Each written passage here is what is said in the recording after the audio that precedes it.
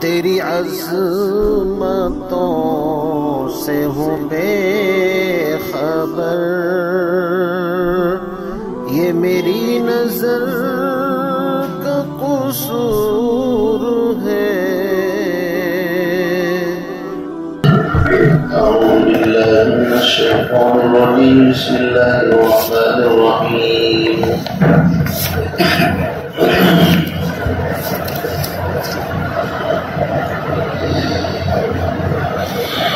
وإذ أخذنا ميثاقكم ورفعنا فوقكم الطور خذوا ما آتيناكم بقوة واذكروا ما فيه لعلكم تتقون ثم توليتم من بعد ذلك فلولا فضل الله عليكم ورحمته لكنتم من الخاسرين ولقد علمتم الذين اعتدوا منكم في السبت فقلنا لهم كونوا قردة خاسئين فجعلناها نكالا لما بين يديها وما خلفها وموعظة للمتقين صدق الله العظيم۔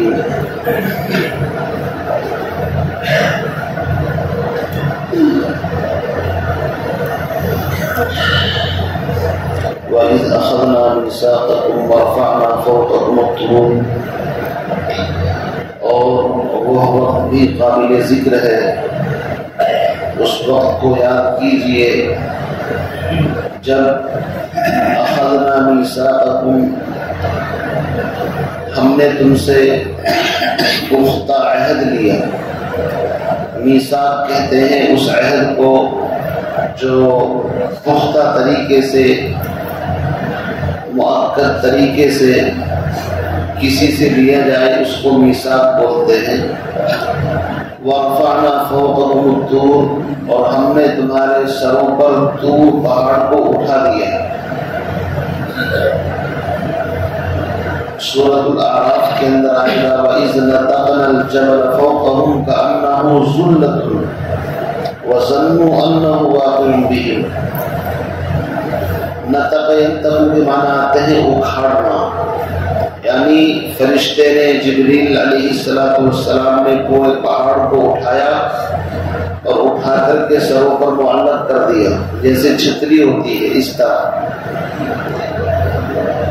اور اس وقت ان سے کہا خذوا ما آتیناکم، پکڑو اس چیز کو جو ہم نے تم کو دی ہے، یعنی تورات، بقوت، مضبوطی کے ساتھ، طاقت کے ساتھ، یعنی اس کے احکام پر، اس کے اوامر اور نواہی پر عمل کرو۔ واذکروا ما فیہ، اور جو کچھ احکام اس کے اندر ہیں ان کو یاد رکھو، یاد کرو، محفوظ کرو، ان کو پڑھو، لعلکم تتقون، تاکہ تم اس کی وجہ سے اللہ رب العزت کی پکڑ اور عذاب سے بچ جاؤ۔ یہ واقعہ اس وقت کا ہے کہ بنی اسرائیل میدان تیہ کے اندر جب تھے اور فرعون سے اللہ نے ان کو نجات عطا فرمائی، تو موسیٰ علیہ السلام سے کہا کہ اب ہمیں کوئی ایسا دستور، ایسا منشور، کوئی ایسی جامع کتاب چاہیے کہ جس کے مطابق ہم اپنی زندگی گزار سکیں۔ تو موسیٰ علیہ السلام اللہ کی بارگاہ میں پیش ہوئے طور پہاڑ پر، اور تورات کتاب لے کر کے واپس آئے۔ ان لوگوں سے کہا کہ اس پر عمل کرو۔ تو ان کی فطرت کے اندر کچھ کجروی تھی اور کچھ اس کتاب میں تھوڑے احکام بھی شاختہ تھے ان کی ہٹ دھرمیوں کی وجہ سے۔ تو ان میں سے کچھ لوگ یا اکثر لوگ کہنے لگے کہ ہم اس پر عمل نہیں کر سکتے۔ اور اللہ رب العزت کا غصہ ظاہر ہے، تو اللہ رب العزت نے کسی پہاڑ کو اسی میدان کے اندر سے جبریل کے ذریعے سے کہا کہ اس کو اٹھاؤ اور ان کے سروں پر لے جا کر کے اس کو کھڑا کرو۔ بعض کہتے ہیں کہ وہی طور پہاڑ تھا، بعض کہتے ہیں مطلب کوئی بھی پہاڑ ہو اس کو بھی طور کہتے ہیں عبرانی زبان کے اندر۔ تو ان کے سروں کے اوپر جتنی تعداد کے اندر بنی اسرائیل کا پورا مجمع تھا، اتنا ہی بڑا پہاڑ اکھاڑ کر کے ان کے سروں پر اس طرح لا کر کے کھڑا کر دیے اور ان سے کہا کہ ان احکام پر عمل کرو. پہلے کتاب مانتے تھے، اب انکار کرتے ہو. تو جیسے ہی انہوں نے پہاڑ کو دیکھا یہ فوراً سجدے میں چلے گئے اور سجدہ بھی اس انداز سے کیا کہ پیشانی کا ایک حصہ زمین پر اور کن انکھیوں سے پہاڑ کو بھی دیکھ رہے ہیں کہ یہیں پر ہے یا ہٹ گیا.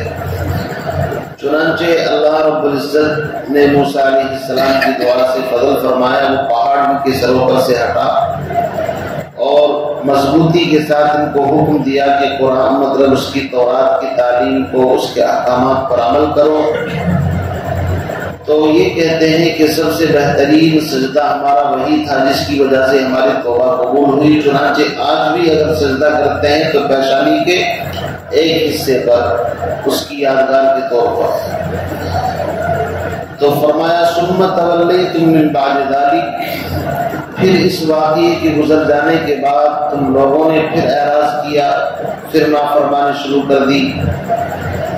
بس یاد رکھو فلولا فضل اللہ علیکم، بس اگر تم پر اللہ کا فضل نہ ہوتا، یعنی اللہ نے جو تم کو مہلت دی ہے، ڈھیل دی ہے، اگر اللہ کی طرف سے تمہیں مہلت اور ڈھیل نہ ملتی، ورحمتہ، اور اس کی رحمت نہ ہوتی، کہ ڈھیل دینا بھی اس کی رحمت ہی ہے، اگر وہ چاہتا پکڑ سکتا تھا، لیکن مہلت اور ڈھیل دی، لکنتم من الخاسرین، تو تم سب کے سب خاسرین ہالکین، یعنی ہلاک ہونے والے ہو جاتے.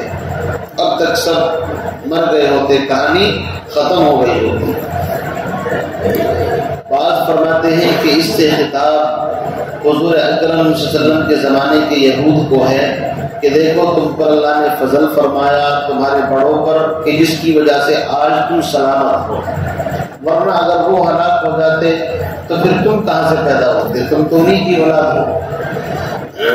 اور نبی علیہ الصلوۃ والسلام کی آمد سراسر اللہ کی طرف سے رحمت ہے، جیسا کہ خود قرآن کہتا ہے وما ارسلناک الا رحمۃ للعالمین، کہ نبی جی ہم نے آپ کو سارے جہان کے لیے رحمت بنا کر کے بھیجا ہے.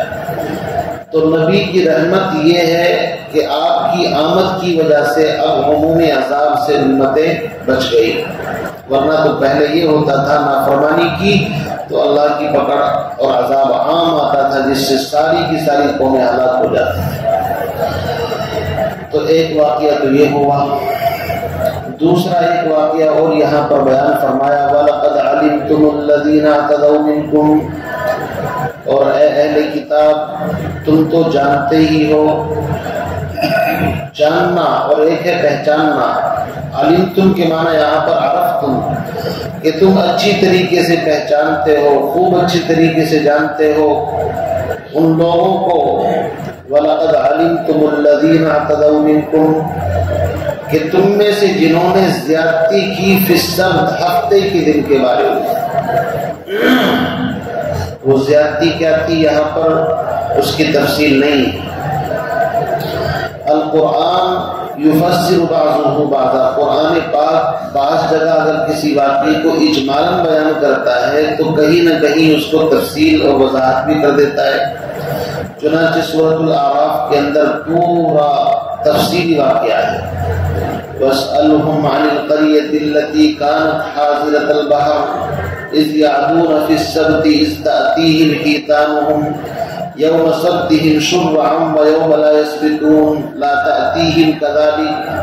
پورا واقعہ اس کے اندر یہ واقعہ موجود ہے.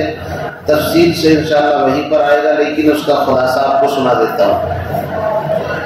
بنی اسرائیل کی کوئی چھوٹی بستی تھی انہی کے اندر سے، جن کی تعداد تقریباً 70,000 بتائی جاتی ہے. یہ کسی ایسے سمندر کے پاس تھے، اس کے کنارے پر رہتے تھے، اور ان کی تعداد تقریباً 70,000. اب جو قومیں سمندر کے آس پاس رہتی ہیں عام طور سے مچھلی اور سمندری جو مخلوق ہیں ان کے اوپر ان کا زیادہ دار و مدار ہوتا ہے. اچھا یہ کون سی بستی تھی؟ قرآن پاک میں تو اس کا متعین نام نہیں دیا. بعض مفسرین فرماتے ہیں ایلا، کوئی شہر تھا. 70,000 کے آس پاس وہاں پر آبادی تھی۔ یہ لوگ عام طور سے کرتے کیا تھے؟ شکار کرتے تھے مچھلی۔ اللہ رب العزت کی طرف سے ان کو حکم یہ تھا کہ ہفتے کے دن تم کو شکار نہیں کرنا۔ یاد رکھیے بنی اسرائیل کی جو پہلی جماعت ہے، اللہ رب العزت نے اس کو عبادت کے لیے ہفتے میں ایک دن دیا تھا، یوم السبت، سنیچر کا دن جو آج کا دن ہے، اور نصارہ کو اتوار کا دن، اور امت محمد علیہ صاحب والسلام کو اللہ نے جمعے کا دن۔ اور اللہ کے نزدیک عبادت کے لیے پہلے سے ہی جمعے کا دن اللہ کے علم کے اندر طے تھا۔ اللہ نے اس کو سلیکٹ کر کے رکھا ہوا تھا، آخری نبی محمد عربی صلی اللہ علیہ وسلم کو خاص طور سے جمعہ عطا فرمایا۔ اب چونکہ ان لوگوں کی عبادت کا دن یوم السبت ہفتے کا دن تھا، تو ان کو وقت کے نبی نے یہ سمجھایا تھا کہ ہفتے کے دن تمہیں تجارت، زراعت، کوئی کام نہیں کرنا ہے، کوئی شکار نہیں کھیلنا ہے، بلکہ صرف اور صرف اللہ کی عبادت کرنا ہے۔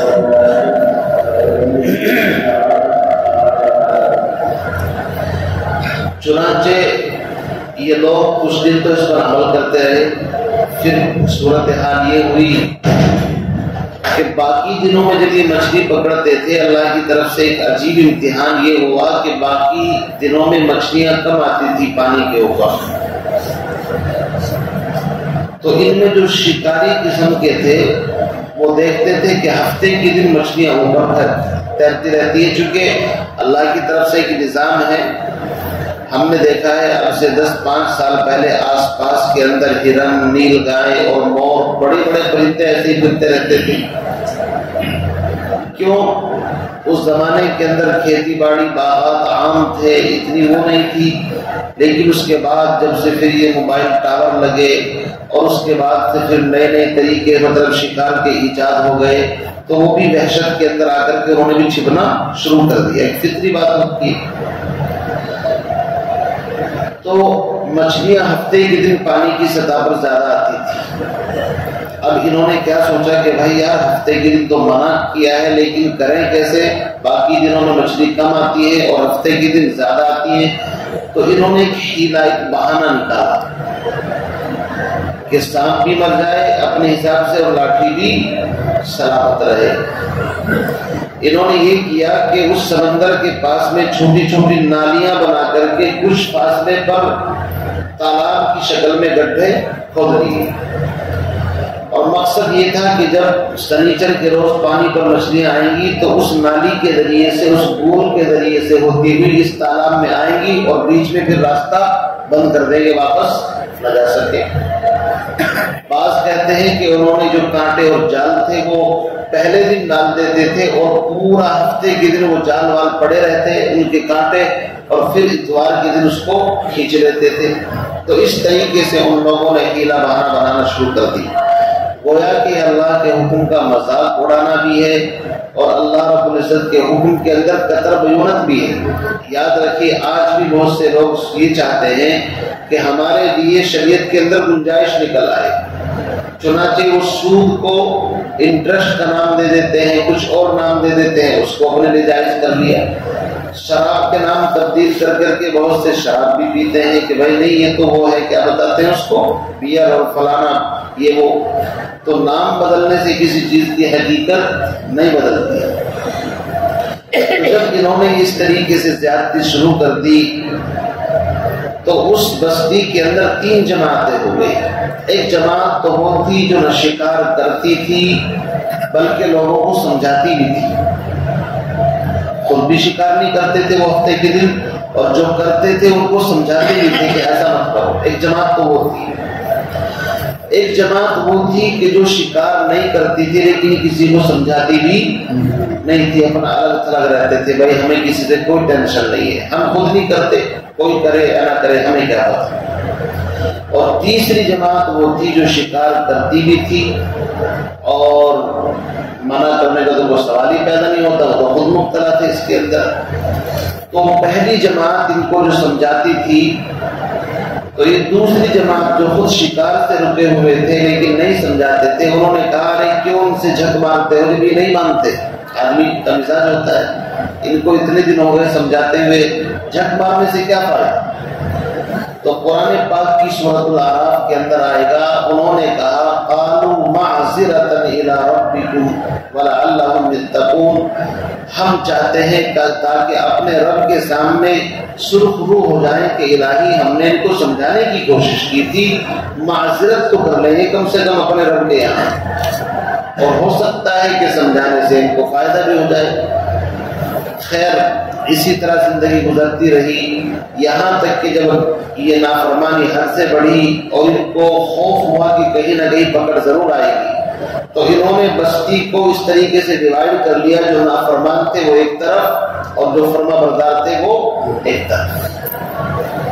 اچانک ایک رات کے اندر اللہ رب العزت کی پکڑ آئی، جو ان کے نوجوان تھے اللہ نے ان کو بندر بنا دیا، اور جو ان کے بوڑھے مرد عورتیں تھے اللہ نے ان کو خنزیر بنا دیا۔ یعنی اس کو کہتے ہیں مسخ، شکلوں کا بدل جانا۔ اور یاد رکھیے مسخ کی 3 قسمیں، ایک مسخ حقیقی۔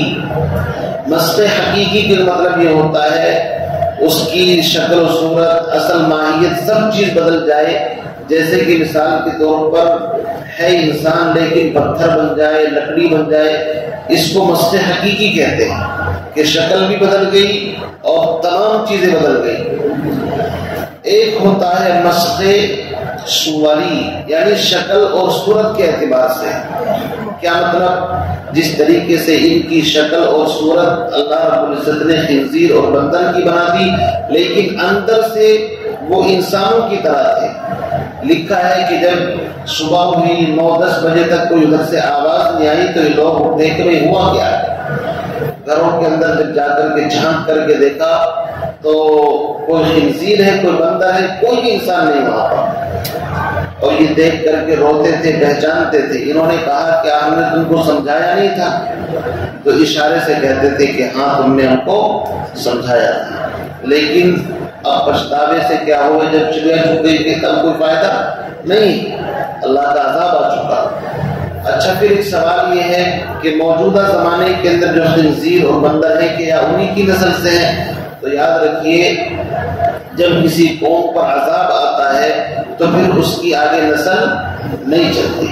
حضرت عبداللہ بن عباس رضی اللہ تعالیٰ صحابی فرماتے ہیں کہ وہ 3 دن کے اندر سب کے سب ہلاک و برباد ہو گئے، اور یہ جو آج کے زمانے کے اندر ہے یہ تو پہلے بھی موجود تھے، سمجھے نہیں، یہ ان کی نسل میں سے، اس میں سے نہیں ہے۔ تو اللہ رب العزت نے مسخ صوری یعنی صورت کے اعتبار سے بالکل اچھا بات ہے، اس کو مسخ معنوی، معنوی کا مطلب یہ ہوتا ہے کہ نقل و حرکت بندروں جیسی لیکن شکل انسانوں جیسی، تو یہ تو کوئی عذاب نہ ہوا، نہ کوئی عجیب بات ہوئی، ایسا تو آج بھی ہے۔ مسخ معنوی کا مطلب ہوتا ہے جیسے کسی کے اندر پہلے قناعت تھی اب حرص پیدا ہو گئی، پہلے کسی کے اندر شکر تھا اب ناشکری پیدا ہو گئی، یہ مسخ معنوی ہوتا ہے۔ جیسے کہ قرآن میں فرمایا بل طبع اللہ علیہ بکفرہم، اللہ نے ان کی کفر پر مہر لگا دی، ان کی آنکھوں پر پردہ ہے، یہ مسخ معنوی کہلاتا ہے، نہیں معنن۔ لیکن یہاں پر جو مسخ ہوا ہے یہ مسخ صوری، یعنی ان کی شکل صورت سب تبدیل ہو چکی تھی۔ اسی کو اللہ نے فرمایا وَلَقَدْ عَلِمْتُمُ الَّذِينَ اعْتَدَوْا مِنْكُمْ فِي السَّبْتِ، اور تم جانتے ہو ان لوگوں کے بارے میں جنہوں نے ہفتے کے دن زیادتی کی تھی۔ 70,000 کی تعداد تھی اس بستی کے اندر جو لوگ رہتے تھے، ان میں سے تقریباً 12,000 یا کچھ کے قریب یا اس سے زائد سلامت رہے۔ اکثر و بیشتر اس کے اندر جب دیکھتے تھے کوئی عذاب نہیں آتا تو پھر اس کے اندر ابتلاء عام ہوتا ہے۔ فرماتے ہیں فَقُلْنَا لَهُمْ، پس ہم نے ان سے کہا كُونُوا قِرَدَةً خَاسِئِينَ، اور یہ واقعہ سیدنا حضرت داؤد علیہ السلام کے زمانے کا واقعہ ہے، یہ بھی یاد رکھیں۔ آئے گا قرآن میں لُعِنَ الَّذِينَ كَفَرُوا مِن بَنِي إِسْرَائِيلَ عَلَى لِسَانِ داؤد وعيسى بن مريم ذَلِكَ بِمَا عَصَوْا وَكَانُوا يَعْتَدُونَ۔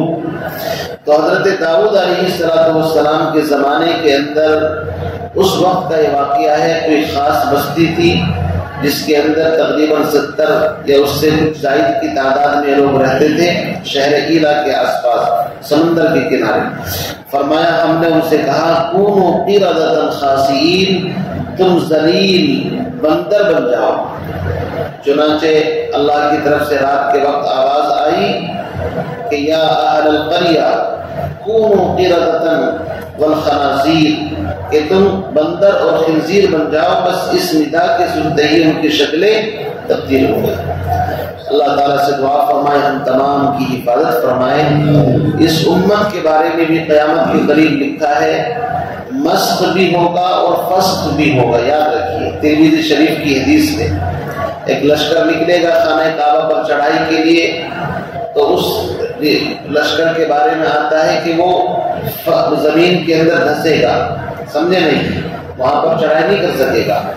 اور بعض لوگوں کے بارے میں لکھا ہے کہ ان کی شکلیں مسخ ہوں گی، تو کوئی نہ کوئی ایسا گناہ ان کا ہوگا جس کی وجہ سے ہوگا. اللہ تعالیٰ سے دعا فرمائے ہم تمام کی ہماری آل اولاد نسلوں کی حفاظت فرمائے اور صحیح طریقے سے ہم تمام کو شریعت اور سنت کی پابندی نصیب فرمائے. سبحان اللہ و بحمدہ، سبحان اللہ و بحمدہ.